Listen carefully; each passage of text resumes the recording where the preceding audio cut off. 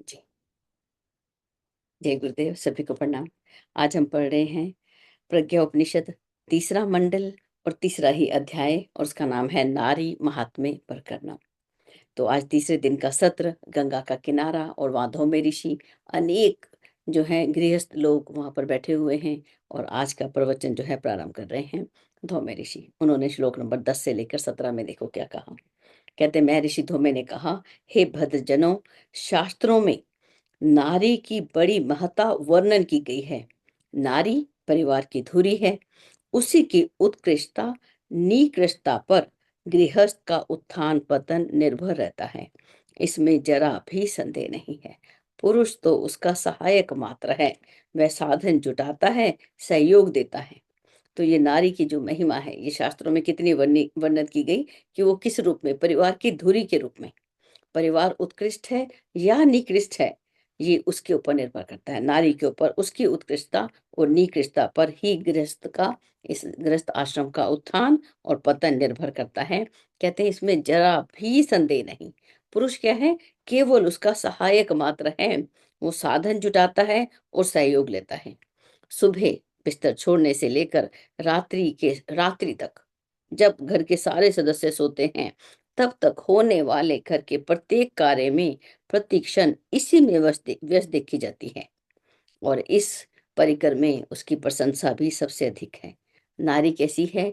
परिवार की धुरी बताई, और आगे बताते हैं नारी गृह लक्ष्मी है।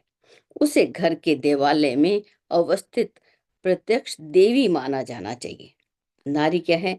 जैसा हम देवताओं की पूजा करते हैं, वैसा ही उसको सम्मान, वैसा ही अनुदान वो हमें देती है। जैसा हम उसका सम्मान करते हैं, देवी की पूजा करते हैं, तो देवियां क्या करती हैं? हमको देती हैं। यहाँ पर जो नारी है वो लक्ष्मी है। जब हम उसका सम्मान करते हैं तो वो हमें भी अनुदान देती है। कहते हैं प्रत्येक सदगृहस्थ का प्रथम कर्तव्य है कि माता, भगिनी, पत्नी और कन्या के रूप, किसी भी रूप में यदि नारी रहे, तो वो किस रूप में रहे? स्वस्थ रहे, प्रसन्न रहे, शिक्षित रहे, स्वावलंबी और सुसंस्कृत, प्रतिभावान बनाने में कुछ भी कमी न रखी जाए। उसको हर प्रकार से सबसे पहले प्रसन्न रखा जाए। उसके बाद उसकी शिक्षा का प्रबंध, स्वावलंबी हो, उसको धन किसी से मांगना ना पड़े, वो स्वयं कमाने वाली हो, सुसंस्कृत, अच्छी, सभ्य और सुसंस्कृत, सेल्फ डिसिप्लिन में रहने वाली, प्रतिभावान, ऐसा बनाने में कुछ भी कमी न रखी जाए। इस प्रकार के जो प्रयत्न हैं, प्रयास हैं, उनको निरंतर जारी रहे। उन प्रयासों की तनिक भी उपेक्षा न करें, अन्यथा महान हानि का भय बना रहेगा। ये जो अन्यथा लिखा है, तो ये कंफर्म है कि अन्यथा बहुत बड़ी हानि हो जाएगी यदि हमने नारी को उन्नत नहीं बनाया। जो प्रज्ञा पुराण है उसके अंदर देखिए पेज नंबर 92 पे आचार्य जी ने यहाँ पे बहुत ही सुंदर लिखा हुआ है। कहते हैं, ना अस्ति पुत्र समप्रिया, कि उसको पुत्र जो है सबसे ज्यादा प्यारा है। बहुत प्यारा करती है अपने बच्चों को, वो उनको अपने संरक्षण देती है। और नारी कैसी है? नास्ति भार्या समम मित्रम, कि नारी ऐसी है, उसके समान जो पत्नी का, सहधर्मी का जो भूमिका निभाती है, उससे बहुत बड़ा एक मित्र की भूमिका निभाती है। तो नारी जो है हमारी सबसे बड़ी मित्र है, जो पत्नी के रूप में हमारे साथ है। आज नारी के ऊपर ही बात होगी, तो उसी पर करते हैं। और ना अस्ति, नास्ति को ना अस्ति, इस दिन तोड़ के पढ़ते हैं तो ना अस्ति स्वसा समा मान्या, बहन के समान कोई भी सामान्य है ही नहीं।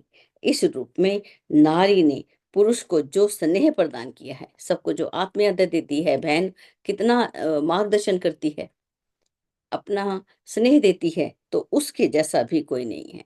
और अगर वो पुत्री के रूप में है हमारे घर में, तो कैसी शोभा है। उनके होने से घर में कितनी चहल पहल रहती है। इतनी चहल पहल, उत्साह पुत्र नहीं ला पाते जितनी की पुत्री लाती है। तो जो नारी है उसकी बहुत बड़ी महानता है।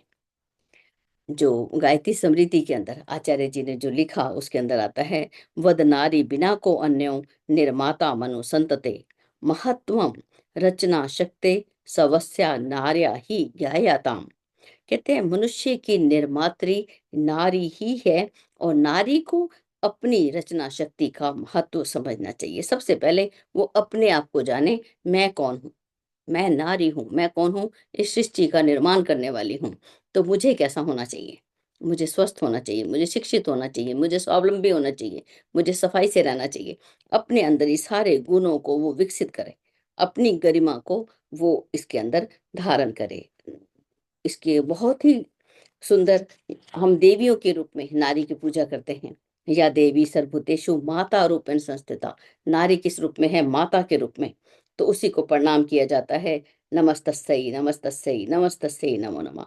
संसार की रचना, उसका भरण पोषण करने वाली ये जो नारी है, वो किस रूप में है? माता के रूप में स्थित है, और उसी को बारंबार यहाँ पर प्रणाम किया जाता है। कहते हैं इस सृष्टि के अंदर अगर हम किसी के ऋणी हैं, तो सबसे ज्यादा ऋणी जो हैं, हम नारी के लिए हैं, जिसने हमें जन्म दिया और जीने के योग्य बनाया।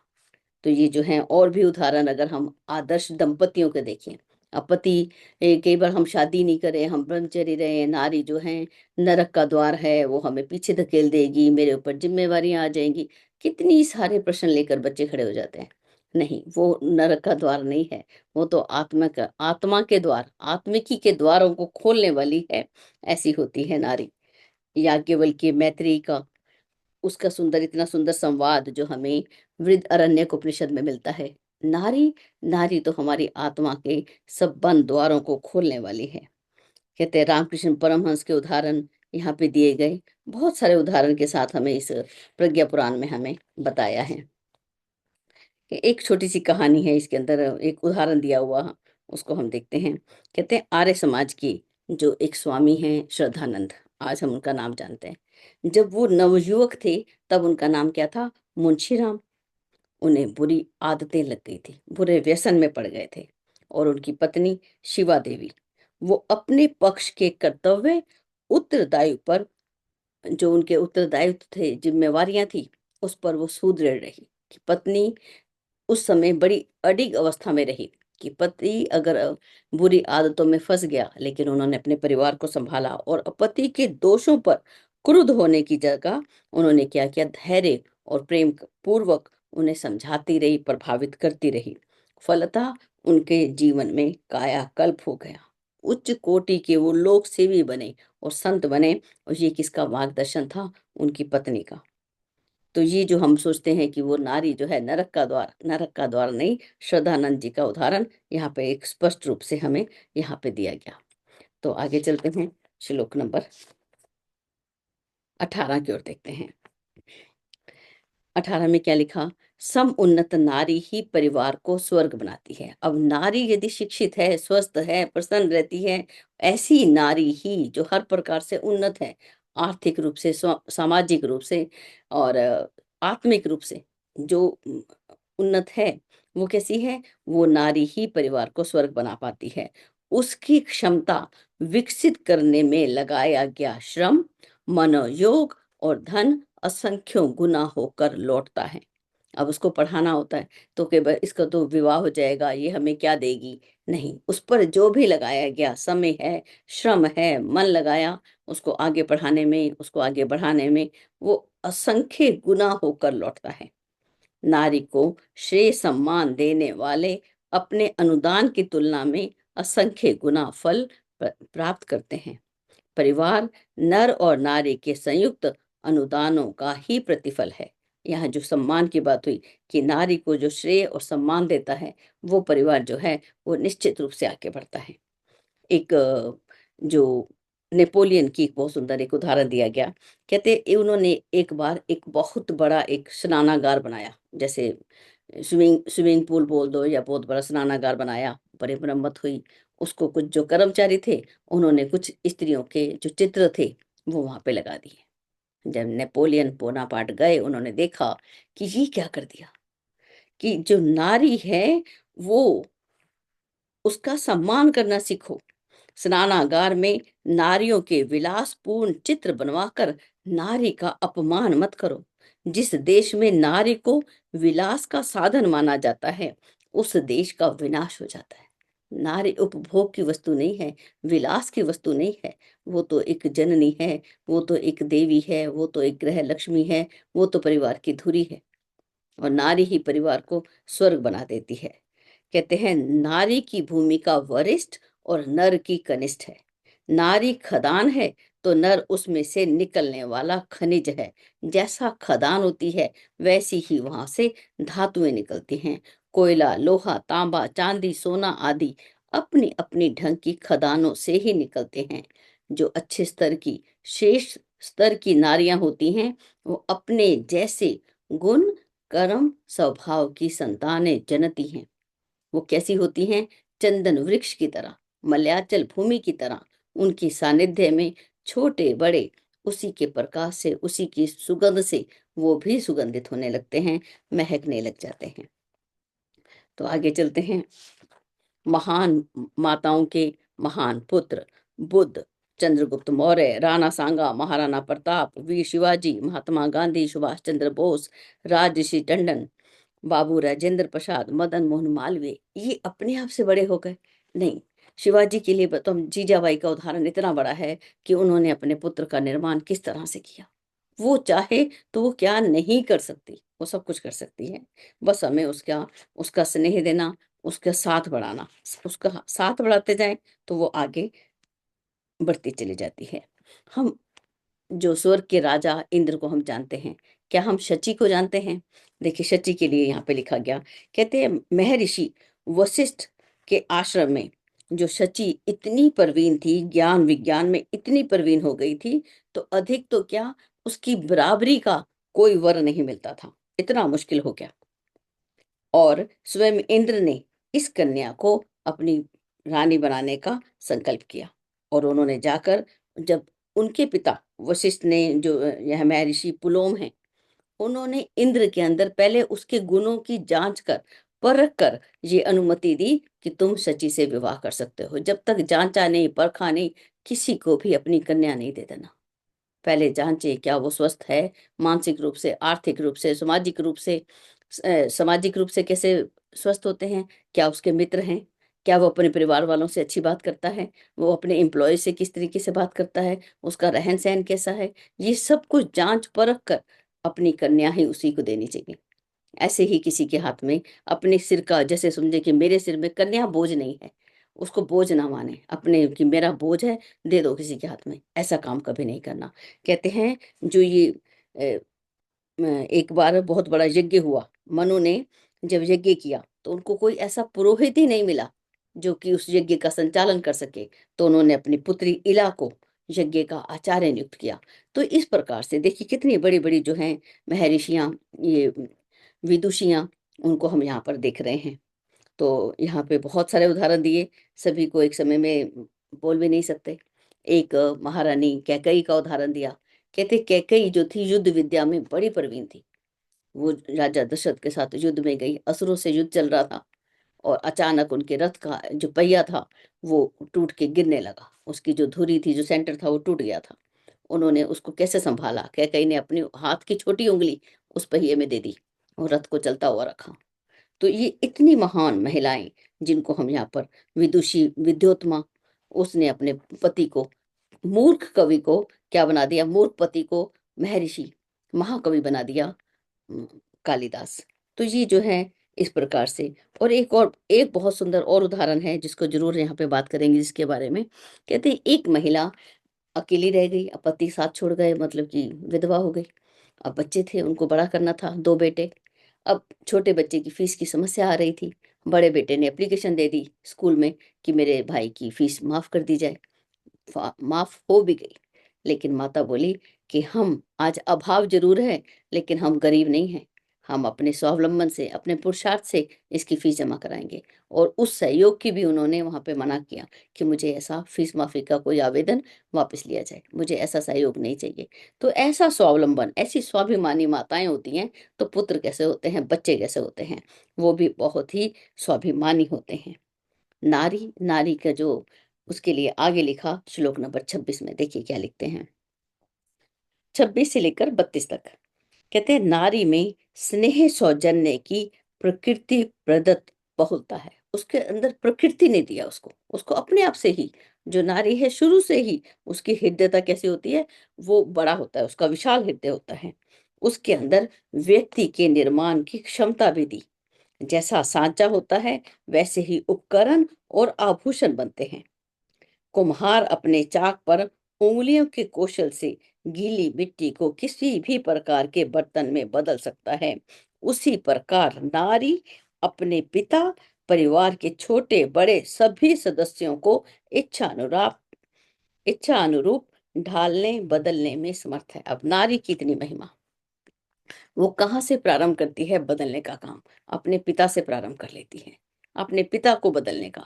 ये मत करो, ये मत खाओ, ये कैसा ड्रेस पहना है, कितनी बातों का उसका इंटरफेयर जरूर होगा। जरूर वो बोलेगी, ये कैसे लग रहे हो, आज शेव क्यों नहीं बनाई, आज बाल कैसे बना रखे हैं।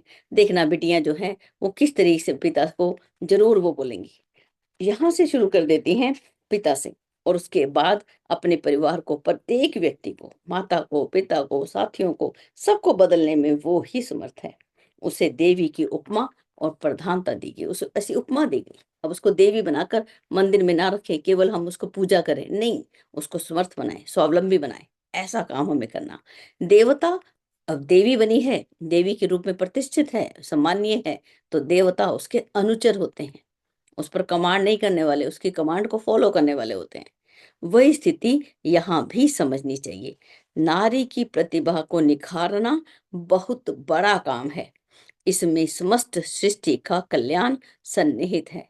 देवियों की अभ्यर्थना का शास्त्र में बहुत बड़ा महात्म्य बताया गया है, जो वस्तुतः यथार्थ है। वे शीघ्र संतुष्ट होती हैं और अधिक वरदान देती हैं, बहुत जल्दी से मान जाती हैं। प्रत्यक्ष देवियों के रूप में नारी समुदाय को देखा जा सकता है। तो ये हम यहाँ पर एक एक श्लोक को हम पढ़ते हुए हम समझते हैं। अब देखिए एक और उदाहरण है यहाँ पर ध्रुव भगत का। ध्रुव के जानते हैं ना, तो उसके लिए कहते हैं, बालक ध्रुव को विमाता सुरुचि ने पिता की गोद में बैठने नहीं दिया। अब बोले उस बच्चे का पिता की गोद में बैठने का मन है, तो माता ने क्या बोला कि अगर सच में पिता की गोद में बैठना है तो जा भगवान से प्रार्थना कर कि तूने जन्म लेना था तो मेरे गर्भ से लेना था। वो अपमानित हुआ, अपनी माता सुनीति के पास आ गया। माता ने बड़ा सोचा समझा कि मेरे बालक के मन में जो द्वेष का ये संस्कार ना पड़ जाए, इसलिए उसने बोला कि तुम्हारी माँ जो सुरुचि है वो तो सही तो कह रही है, ये तो संसार के पिता हैं, जो असली पिता है वो तो परमात्मा है, जा उसकी गोद में बैठ। उसके मन में द्वेष ना उत्पन्न होने देकर उन्होंने उसको तपस्या के लिए प्रेरित किया। आगे देव ऋषि नारद का सानिध्य मिला, और वो क्या, वो जो ध्रुव सच में भगवान की गोद में जाके बैठा। तो ये जो है माता की एक ड्यूटी है। माता के शब्द जो हैं वो बच्चे को मानव से महामानव बना देते हैं। वो क्या बोलती है, वो कैसे चलती है, वो कैसे रहती है, बच्चे को सिखाना नहीं पड़ता, उसको देखते हुए वो स्वयं ही सीखता हुआ चला जाता है। तो आगे चलें। शिक्षक, सुधारक नारी है। इसी के क्रम में अनेक कहानियों को देखते हुए आगे हम चलते हैं श्लोक नंबर 33 से लेकर 41 तक, 33 से 41 तक। कहते हैं, नारी कैसी है, मणि के समान। वो मणि भी कीचड़ में फंसी रहने पर उपेक्षित और तिरस्कृत रहती है। नारी कैसी, मणि के जैसी। अगर वो मणि कीचड़ में पड़ी हो तो उसकी पहचान होगी नहीं, उसके आसपास तो कीचड़ लपटा पड़ा है। जैसा सत्संग, जैसा संग वैसा रंग नारी पर बहुत जल्दी आ जाता है। तो इसीलिए इसको हमें ध्यान रखना होता है वो किस संग के अंदर है। कहते हैं, मौलिक विशेषताएं होते हुए भी यदि नारी को निखारा उभारा ना जाए तो वह भी पिछड़ी स्थिति में पड़ी रहती है और अयोग्य प्रतीत होती है। यदि उसकी प्रतिभा को संवारा ना जाए, निखारा ना जाए, तो बिल्कुल जैसे कीचड़ में मणि है, बिल्कुल सेम इसी प्रकार से नारी भी वैसी ही है। कहते हैं, जब उसको खरादा जाता है, उसको चमकाया जाता है, तो कैसा हो जाता है, उसका सौंदर्य चमकता है, उसका मूल्यांकन होता है। दर्पण के सम्मुख जैसा रंग है वैसी उसमें छाया दिखती है।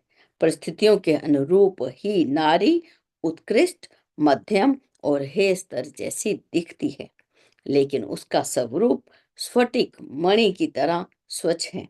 यह एक सुविचारित तथ्य है कि नारी भावना प्रधान है। उसकी भावना को चोट ना लगने पाए, उसे समुचित स्नेह, सम्मान, प्रोत्साहन, प्रशिक्षण और सहयोग दिया जाए तो उसका स्तर उठाना तनिक भी कठिन नहीं। अब हमने नारी को, आज भी हम कई जगह देखते हैं, लगता है कि ये जो नारी जो है, आज की नारी कहाँ जा रही है, ये किस दिशा में जा रही है। एक समय ऐसा था कि स्त्रियों को ज्यादा पढ़ने नहीं दिया जाता था। भाई क्यों नहीं पढ़ने दिया जाता? भाई यदि ये ज्यादा पढ़ जाएगी तो इसके योग्य हम वर कहाँ से ढूंढ के लाएंगे। लेकिन आज जब कन्याओं को पढ़ाया जाने लगा तो आज वो समस्या आने लगी, सामने दिखाई देने लगी। कन्याओं को उचित वर नहीं मिलते। कारण, क्योंकि पुरुष पर ज्यादा काम नहीं हुआ। अब यहाँ पे नारी पर काम होना शुरू हुआ तो पुरुष पीछे रह गया। दोनों को साथ लेके रथ जो है दोनों के साथ चलता है। तो नर और नारी दोनों को समान रूप से उठाना होगा, तभी हम आगे चलेंगे। और यहाँ पे नारी की क्या बात हो रही थी? भावना को चोट ना लगने पाए। वो बड़ी भावनाशील है, उसको समय रहते ही उसको प्रोत्साहन, शिक्षण, सम्मान, ये सब चीजें उसको मिलना शुरू हो जाए। तो ये जो है नारी के ऊपर हमने बात की। नारी के लिए आचार्य जी एक जगह लिखते हैं कि नारी समाज का एक बहुमूल्य हीरा है। उसकी कीमत बहुत कम लोग जानते हैं। जो उसका मूल्य जानते हैं, उसे उपयुक्त दिशा में सुनियोजित कर देते हैं, वो निहाल हो जाते हैं। नारी समाज का एक ऐसा रतन है, एक ऐसा उपेक्षित रतन है, जिसे हम कोड़ियों के मोल गवाते और फिर सिर धुनते हैं। नारी की तो इतनी बड़ी महिमा आचार्य जी ने तो यहाँ पे इतनी लिखी है कि ओह, नारी को हे स्थिति में रखने का दोष भी किसको जाता है? समाज को जाता है। समाज रूपी खेत में जैसी परिस्थितियां बनती हैं, वैसे ही मनुष्य जन्म लेते हैं। नारी की अनगढ़ता उच्च स्तर के प्रयासों के प्रति मूर्धन्यों को निरुत्साहित का ही, उनकी जो उत्साह नहीं लिया जो मूर्धन्य व्यक्तियों ने कि नारी को आगे लाने के लिए, ये उसी का परिणाम है जो नारी जो है पीछे रह गई। आगे चलते हैं श्लोक नंबर 42 के अंदर।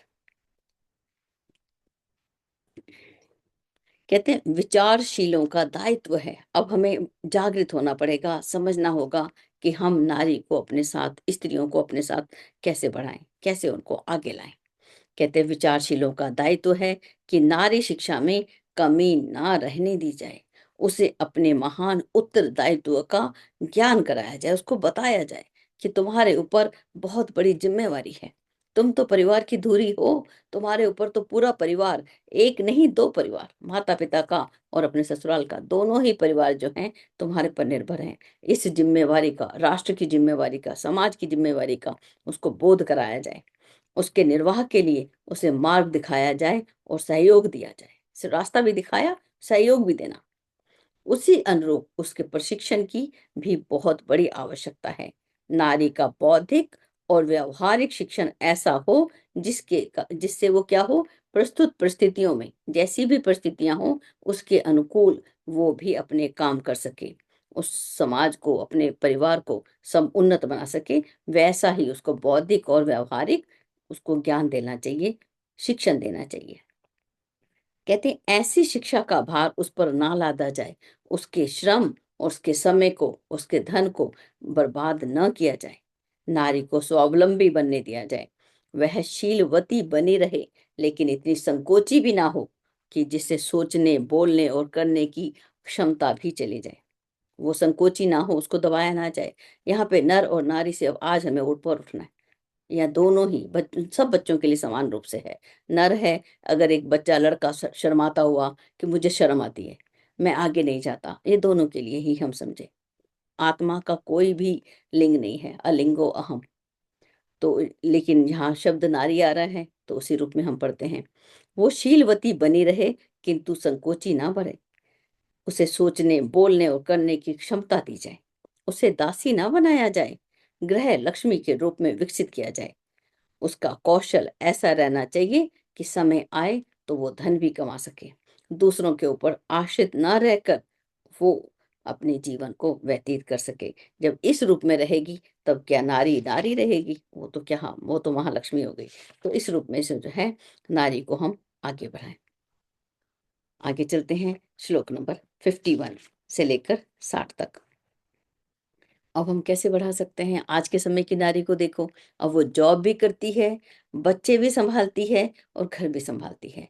ऐसे समय में अब पुरुष का उत्तरदायित्व क्या है? उसके लिए देखिए क्या लिखा।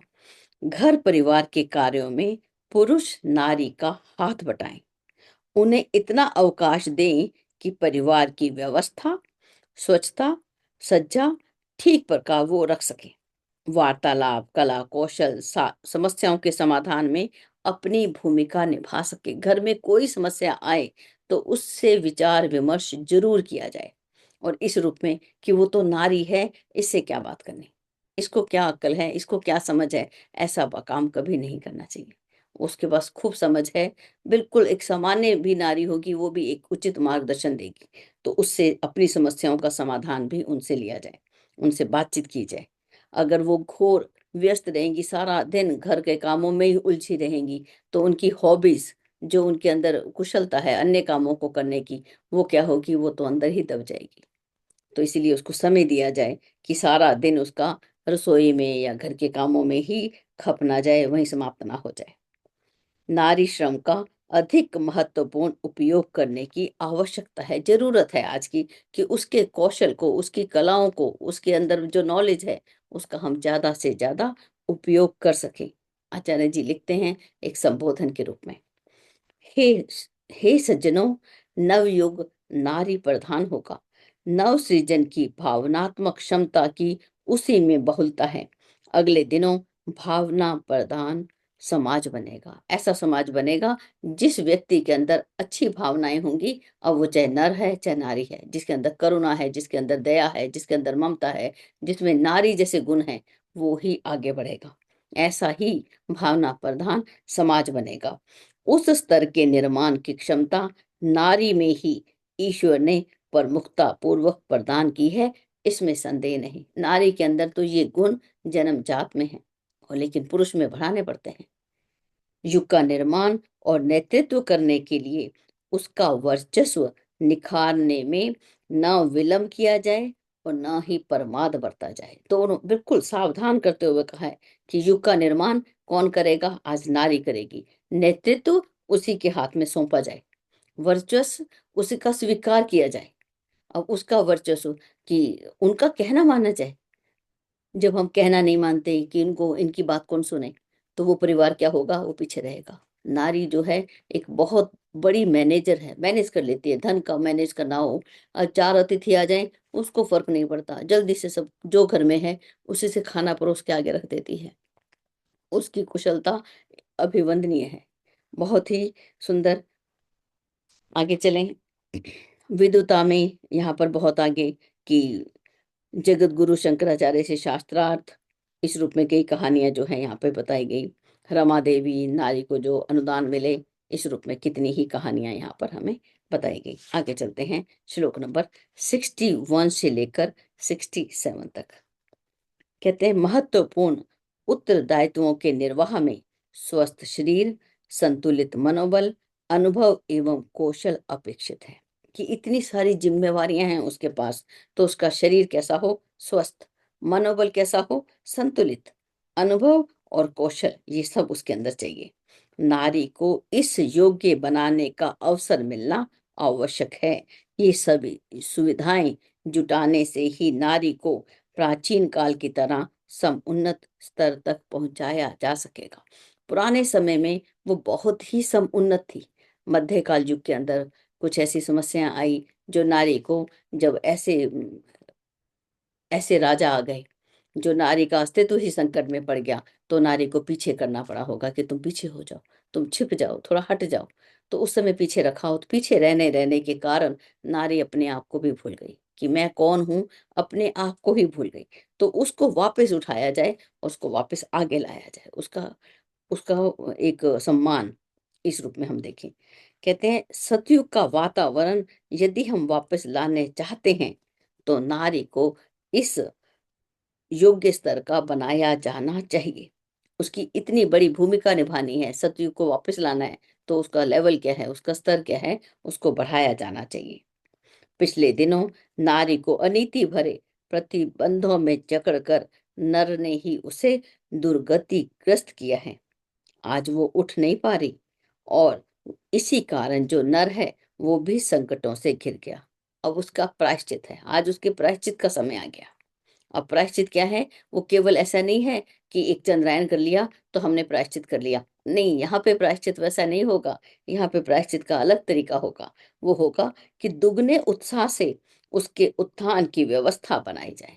वो जो करती है उसको समझना होगा वो क्या काम कर रही है। वो समाज के लिए, अपने परिवार के लिए, अपने राष्ट्र के लिए जो भी समय दे रही है, उसका हमें सम्मान करना है।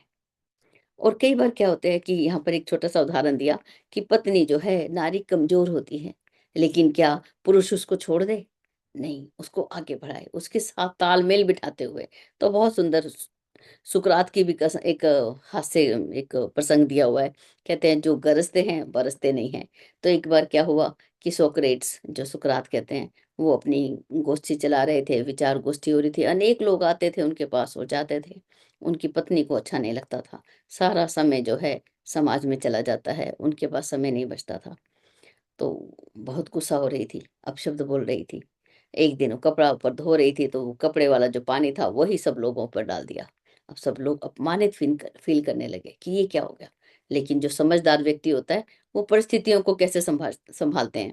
तो वो जोर से एक ठहाका मार के हंसे, बोले वाह वाह, आज तो मजा आ गया। अभी तक तो बादल गरजते थे, आज तो बरसने भी लगे। तो इस प्रकार की स्थिति को संभाला। आज हमने उस स्थितियों को संभालना है। वो किसी कारणवश जो है अपशब्द बोलने लगी, उनकी संगति का असर आया। उन उस सब को देखते हुए, किस वातावरण में वो बड़ी हुई है आगे, क्योंकि नारी ही तो अपने परिवार को छोड़ के दूसरे घर में जाती है। उसके पीछे का वातावरण जो है उसको समझना होगा, उसके साथ तालमेल बिठाना होगा। उसको ऐसे ही उसको छोड़ देना, तिरस्कृत करना, अपमान करना, अपशब्दों का इस्तेमाल करना, मारपीट करना, क्या एक सभ्य व्यक्ति का काम है? हम असभ्य ना बने, सभ्यता को धारण करें और नारी को जो है आगे स्थिति में, आगे जीवन में आगे बढ़ाएं।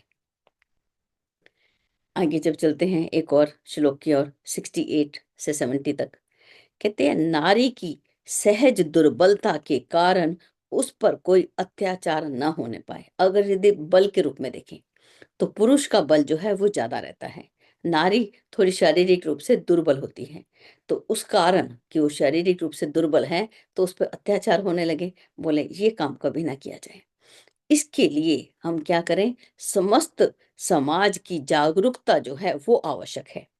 अनीति करने वाले दंड से बचने ना पाए, ऐसी व्यवस्था मूर्धन्यों को साहस पूर्वक बनानी चाहिए।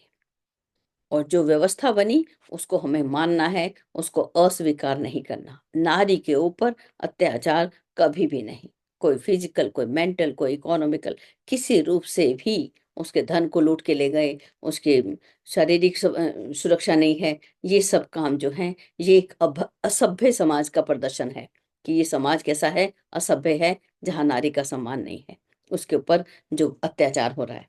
तो ये अत्याचार नारी के ऊपर नहीं है, और इसके लिए मूर्धन्यों को आगे आना होगा। ऐसी स्थिति किसी भी समाज में कदापि नहीं आने पाए।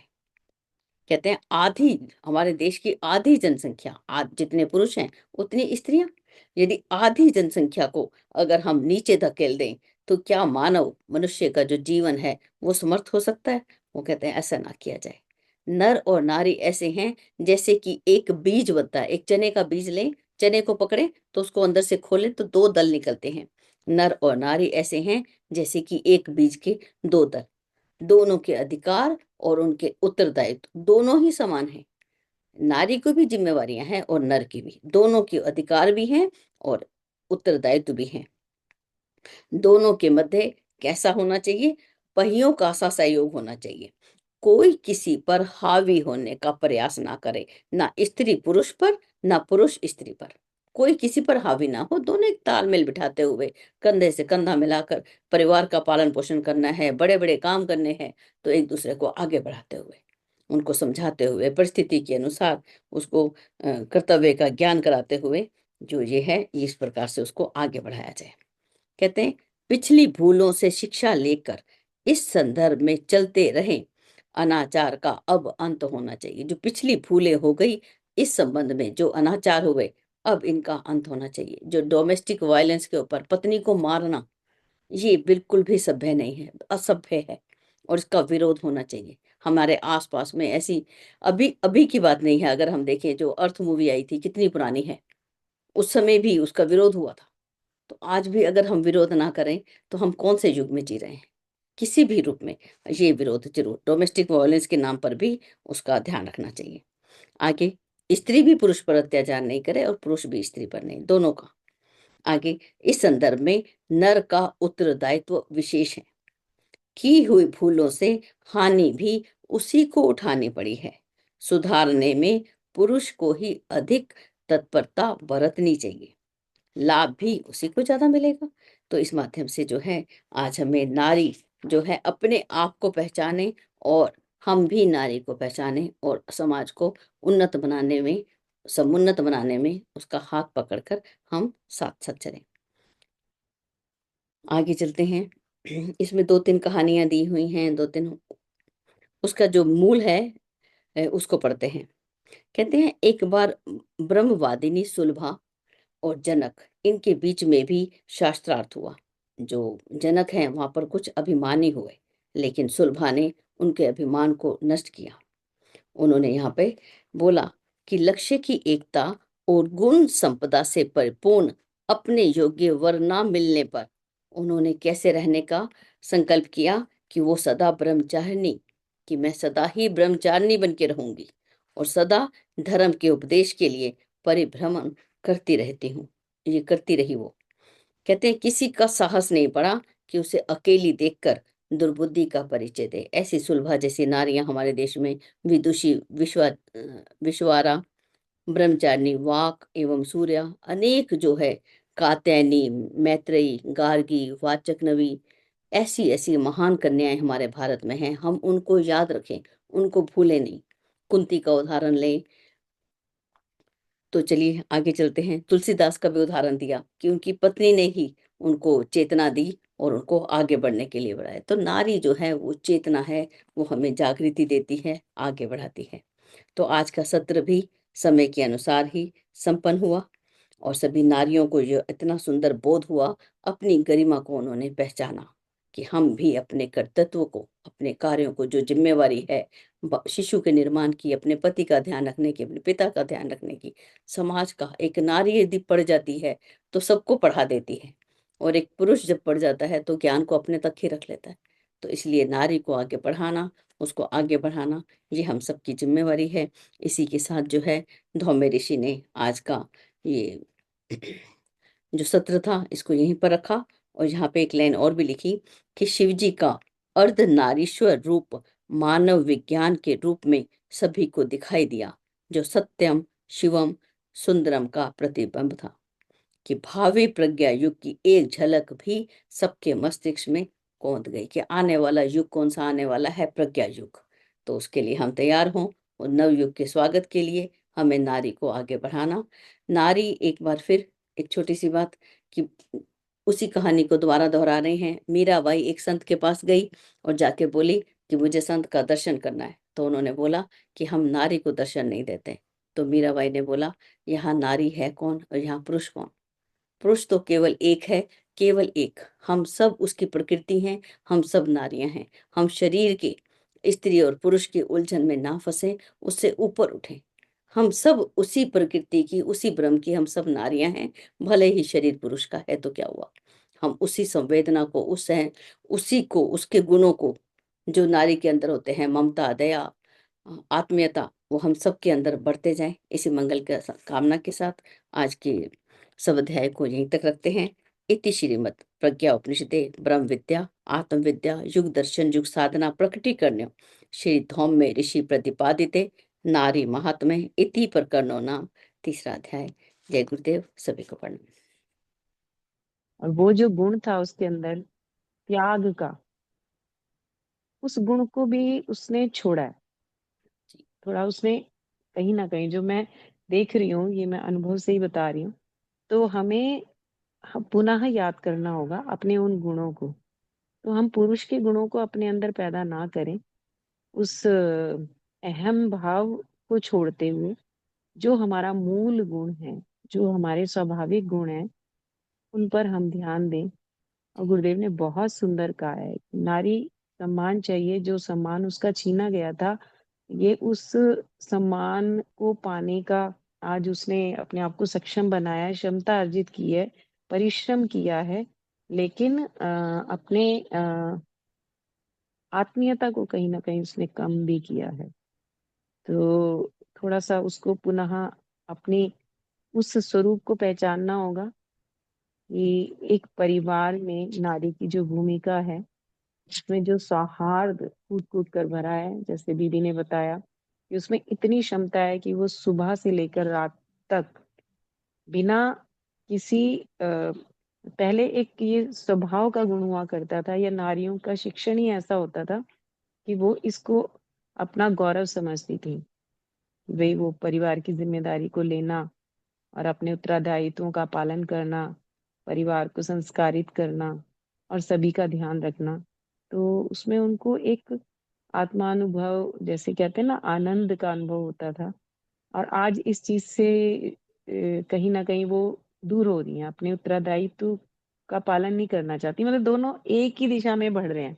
जो पुरुष करता था या पुरुष की भूमिका में वो आ रही हैं, जबकि यहाँ पर हमें देखना होगा कि स्त्री और पुरुष समान नहीं है। और इसी में गुरुदेव ने एक जगह लिखा है कि मनुष्य स्त्री और पुरुष दोनों को मिलाकर बनता है। एक लाइन ऐसी भी आई थी इसमें कि पूर्ण मनुष्य, हम स्त्री के गुण और पुरुष के गुणों को जब मिलाते हैं तो पुरुष में पुरुषार्थ है, वो परिश्रम कर सकता है, लेकिन उसमें वो प्रेम का, स्नेह का, आत्मीयता का, धैर्य का, संयम का गुण स्त्री जैसा नहीं है, लेकिन उसके कंपेरेटिवली कम है। तो और तो स्त्रियों ने भी उस गुण को कहीं ना कहीं खो खो दिया आज के समाज में। मतलब जो हम देखते हैं कि जो परिवार आज टूट रहे हैं, बिखर रहे हैं, उसके पीछे एक ये बहुत बड़ा कारण है, संयम खोया उन्होंने। उन्हें भी आ, हर चीज को इस तरीके से लेने की आदत हो गई कि भाई क्योंकि पुरुष ऐसा करता है तो मैं भी ऐसा करूं। तो ऐसा नहीं है, लेकिन आज भी बहुत ही, मतलब विवाह के बाद भी ऐसा भी देखा कि जो स्त्रियां इन कामों में लगी रही, लेकिन अपनी जिम्मेदारियों को, लेकिन उसका जो पहला एक कारण था वो यही था कि उसको सम्मान दिया जाए। और मैंने एक चीज और देखी थी, जो सुशील त्यागी भाई साहब हैं, उन्होंने जब अपने बेटे का विवाह किया, गुरुदेव ने ये भी दिया हमें, ये जो दहेज प्रथा थी, इसमें ये भी कई कारण बने। जो ये मैंने अपने अनुभव से देखा कि जब स्त्रियों के विवाह के समय जो डिमांड्स रखी जाती थी, तो कहीं ना कहीं स्त्रियों के मन में ना एक आक्रोश पहले से भर जाता था उस परिवार के प्रति, उन लोगों के प्रति कि और अपने परिवार को वो हमेशा दबा हुआ अनुभव करती थी, अपने पिता को हमेशा झुकता हुआ देखती थी। और ये जब शिक्षित भी होने लगी स्त्रियां, तब भी ये कम नहीं हुआ था। तो उसकी वजह से उसके मन में एक उस परिवार के प्रति भी आक्रोश रहता था, और कुछ के प्रति इसका ऑपोजिट भी हुआ। जब वो एक मूल्य देकर उस परिवार में जाती थी तो वो उसके अंदर एक अहम भाव भी रहता था। तो सारा का सारा जो आ गया कि उसको हमने सम्मान नहीं दिया, उसकी हमने उपेक्षा की। इसी वजह से स्त्री के मन में ये आक्रोश उत्पन्न हुआ और परिवार बिखरे हैं इससे बहुत। या उसने उसको उतनी निष्ठा से उसमें अपने कर्तव्य का पालन नहीं किया। और अगर जो सूत्र गुरुदेव हमें दे रहे हैं इन पर चला जाए तो निश्चित रूप से हर परिवार स्वर्ग होगा। और जो कहा है ना, उसकी क्षमता का सदुपयोग हम करें। बस स्नेह देना है, मान देना है। और जैसा प्रारंभ में गुरुदेव ने कहा है कि जिस घर में नारी की उपासना होगी, वंदना होगी, तो उस घर में, जैसा ऋषि, पहले हमारी ऋषिकाएं हुआ करती थी, तो उनकी क्षमताओं का हम मतलब पूर्ण उपयोग कर सकते हैं। ये चीज है दीदी, बहुत ही सुंदर स्वाध्याय। और आपके अनुभवों से और आपके बताने से जो गुरुवाणी आपकी हो जाती है, तो हम सब उसका लाभ ले रहे हैं अभी, जो कुछ मैंने प्रैक्टिकल बातें की। जी, तो बहुत सुंदर। आज हम फिर से, क्योंकि अपने बच्चों में भी हम देख रहे हैं कुछ कुछ चीजें, तो वो कुछ गलत शिक्षण रहा दीदी, और कुछ नहीं है, क्योंकि समाज में एक व्यवस्था ऐसी बन गई। तो ऐसा नहीं है, लेकिन क्योंकि वो गुण उनका है, एक जिसको कहते हैं ना जन्मजात गुण होता है, और जी उन्हें अगर वो फिर से निखारा जा सकता है, फिर से संवारा जा सकता है, और वो बहुत जल्दी उस भाव को ले लेती हैं। जी एक दीदी। चीज और मैं देख रही थी कि हमारी जितनी रीति रिवाज और परंपराएं हैं, वो हमारी इतनी सुंदर हैं, पर हमने उसको विकृत किया है। एक एक परंपरा को देखा जाए तो उनके पीछे बड़े मतलब भावनाशील वाले तथ्य थे। मैंने कई बार नोटिस किए ये चीजें, और अगर हम उसको जुड़कर, और हम उसमें वो जो अगर पैसे और दिखावे का भाव हटा दें, तो वो केवल परिवार को जोड़ने की परंपराएं थी। अब विवाह में जो लड़की के साथ किया जाता है, जो दूसरा परिवार उसको सम्मान से लेता है, एक एक रस्म होती है, उनकी तरफ से जो उसको उपहार दिए जाते हैं, तो ये वो उपहार का स्वरूप आज उसको पैसे से तोलने लगे हैं। लेकिन वो हर किसी की तरफ से हुआ करता था, ससुर की ओर से, सास की ओर से, वो प्रेम प्रेम हुआ करता था।